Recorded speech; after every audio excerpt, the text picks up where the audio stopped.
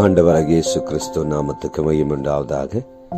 இந்த காலவேளை இந்த வார்த்தை கேட்கிற யாவருக்கும் ஆண்டவராகிய இயேசு நாமத்தினாலே சமாதானமும் சந்தோஷமும் உண்டாவதாக. இன்று வார்த்தை யோவான் 14வது அதிகாரம் வசனம் 18. உங்களை நான் திக்கற்றவனா விடேன், உங்களிடத்தில் நான் வருவேன். இந்த வார்த்தை கேட்கிற என் அன்பு சகோதரனே சகோதரி, இந்த கால வேளையில திக்கற்றவளா நீ கண்ணீரோடு வேதனையோடு, எங்களுக்கு யாரும் இல்லையே, எங்களை தேற்ற, எங்களை பலப்படுத்த, எங்களுக்கு உதவி செய்ய யாரும் இல்லைன்னு சொல்லி என் அன்பு சகோதரனை சகோதரி, நீ கலங்கி கொண்டு இருக்கிறாயா? நீ கலங்காத, திகையாத.